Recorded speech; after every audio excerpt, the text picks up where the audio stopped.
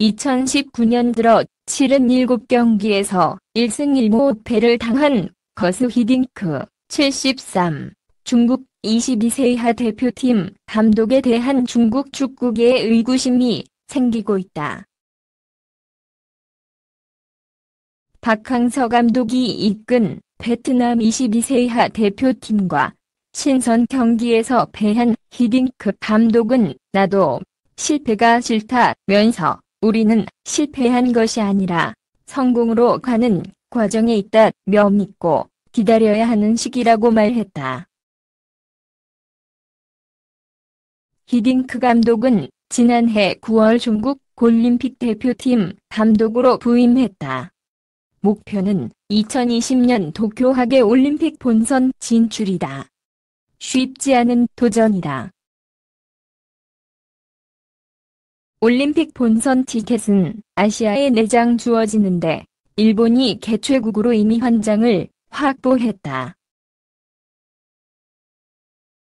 3장의 티켓은 2020년 1월 태국서 열리는 AFC U23 챔피언십 본선에서 3위 이내 성적을 내야 가질 수 있다. 히딩크 감독은 이 경기에 대비해 9월 2차례 친선전을 잡았다. 북한과 6일 경기에서 1에서 1로 비겼고 8일 베트남에 0에서 2로 졌다. 위기론이 일었다. 히딩크 감독은 북한전을 통해 한국전을 대비한다면서도 전력상으로는 북한보다 베트남이 더 강하다고 말했다. 실제 경기도 많은 기회를 살리지 못해 비긴 북한전보다 0에서 2로 완패한 베트남전이 안 좋았다. 히딩크 감독은 경기 이후 회견에서 두 경기 모두 힘든 경기였다고 했다. 그러면서도 이 두 번의 친선 경기는 과정일 뿐이라는 점을 강조했다. 먼저 나는 실패를 싫어한다. 그리고 우리 팀은 실패한 것이 아니라 성공으로 가는 과정에 있다. 우리는 강한 팀을 상대할 필요가 있다. 이것은 모험이다.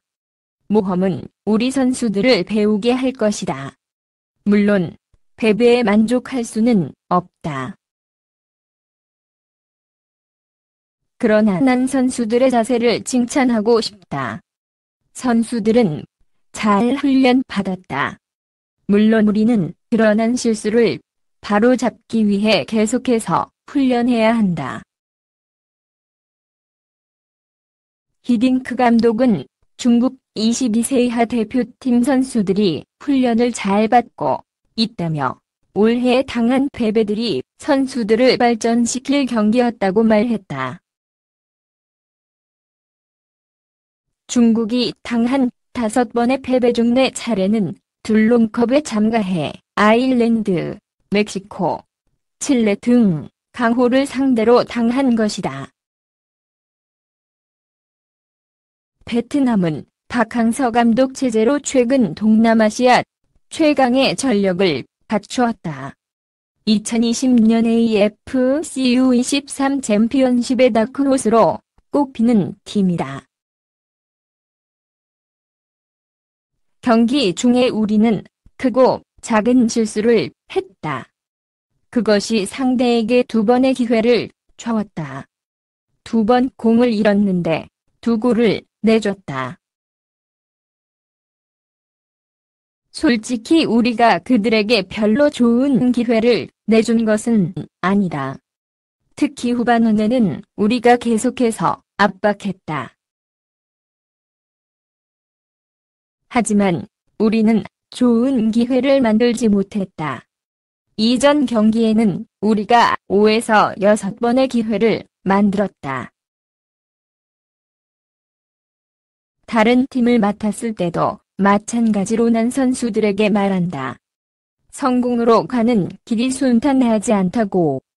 우리는 많은 좌절을 겪을 것이라고. 오늘 밤처럼 말이다. 약팀을 상대로 4골에서 5골을 넣고 승리하는 것보다 오늘처럼 강한 팀과 경기하는 것보다 훨씬 더 나쁜 것이다. 히딩크 감독은 중국 축구의 유소년 육성 체계의 미비한 점이 가장 어려운 부분이라며 이 점을 개선하면 성장 잠재력이 크다고 했다. 선수들과 함께 하는 것에 대해 만족한다. 아직 중국 축구가 피지컬 훈련과 전술 훈련에 대해서 더 따라잡을 부분이 있는 것을 알고 있다. 우리가 알듯 중국은 큰 나라다. 어마어마한 잠재력을 갖고 있다. 축구에 있어선 개선할 필요가 있다. 매니지먼트 측면에서 유소년 지도자들을 교육하는 데 있어서 많은 것이 필요하다. 그래서 우리 팀 선수들은 높은 수준의 대회에서 만족스러운 모습을 보이지 못하곤 한다. 하지만 우리의 발전 수준에 대해선 제대로 이해해야 한다. 우리는 전쟁을 준비하고 있다. 우리는 계속해서 좋아지고 있고 강한 선수들과 대결에서 배울 것이다. 박항서 60, 감독과 거스 히딩크 73 네덜란드 감독이 무려 17년 만에 재회했다. 박항서 감독의 눈물로 시작된 재회는 그라운드 위 예우로도 이어졌는데 그래도 승부만큼은 냉정하게 펼쳐졌다. 두 사령탑의 재회는 베트남 현지에서도 많은 화제가 됐다. 박항서 감독은 경기를 앞두고 직접 히딩크 감독을 찾아갔는데 이 과정에서 눈물을 훔치는 장면이 현지에서도 화제가 됐다. 박항서 감독은 히딩크 감독을 향해 내 감독 경력에 지대한 영향을 끼치신 분이라고 치켜세웠고 히딩크 감독도 나에겐 매우 특별한 경기라며 베트남 축구 역사를 거듭 새로 써내려가고 있는 박 감독을 향해 매우 자랑스럽다고 화답했다. 히딩크 감독을 향한 박항서 감독의 예우는 그라운드 위에서도 이어졌다. 그는 킥오프 휘슬이 울리기 직전 직접 중국팀 벤치로 향해 히딩크 감독을 찾아갔다. 양손으로 히딩크 감독의 손을 잡으며 선전을 다짐했다. 이 장면은 자연스레 현지에서도 화제가 됐다. 그러나 그라운드 위 승부만큼은 냉정했다. 이날 박항서 감독이 이끄는 베트남은 단단한 수비를 앞세워 중국의 공격을 번번이 막아냈다. 오히려 빠른 역습을 통해 중국 수비의 빈틈을 파고들었다. 전반 18분과 후반 13분 우옌티엔 린의 연속골은 집요하게 중국 수비의 빈틈을 파고든 결과였다. 두 장면 모두 베트남은 호탄 타이가 상대 왼쪽 측면 수비 뒷 공간을 파고든 뒤 문전으로 패스를 내줬고 이를 티엔 린이 마무리했다. 박항서 감독은 다만 골을 넣을 때마다 리액션을 최대한 자제하는 분위기였다. 평소 선수들의 플레이는 물론 득점에도 리액션이 풍부했던 박 감독이지만 이날만큼은 골을 넣어도 벤치에 앉아 표정을 관리하는 모습이었다. 결국 경기는 베트남에 의해서 영원승으로 막을 내렸다. 이날 경기 내내 베트남은 단단한 수비를 앞세워 중국 공격을 무력화시켰다. 그리고 상대의 빈틈을 거듭 파고들며 만들어낸 두 골로 완승을 거두었다. 경기 종료 휘슬이 울린 뒤에도 박 감독은 히딩크 감독을 직접 찾아가 막수를 청했다. 이번에도 먼저 고개를 숙이면서 히딩크 감독에게 예우를 표했고, 이어 두 손으로 히딩크 감독의 손을 잡았다.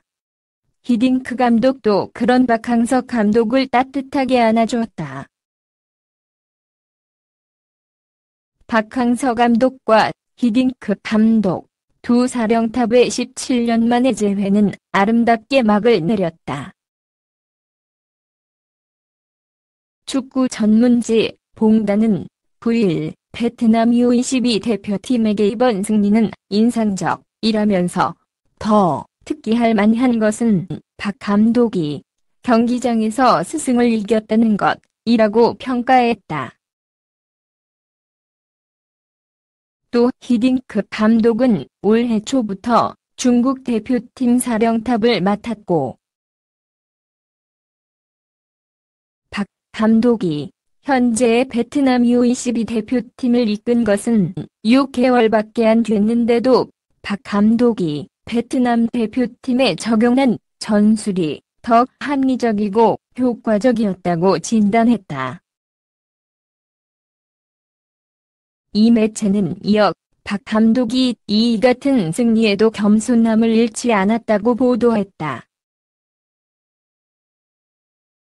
그러면서 박 감독이 경기 이후 선수들이 기대했던 것보다 더 잘 뛰어 매우 기쁘다면서도 중국 대표팀은 거스 히딩크라는 훌륭한 감독이 있기 때문에 다가오는 아시아 축구연맹 AFC 23세 이하 U23 챔피언십에서는 훨씬 더 강해져 있을 것이라고 말했다고 전했다.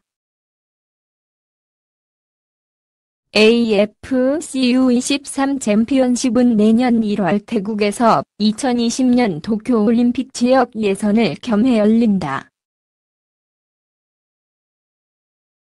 베트남 뉴스와 뚜무이째 등도 베트남 U22 대표팀이 중국 대표팀을 2에서 0으로 누른 사실을 비중 있게 다루면서 2002년 한일 월드컵 때 박 감독이 한국 대표팀의 수석 코치로 히딩크 감독을 보좌했다고 전했다.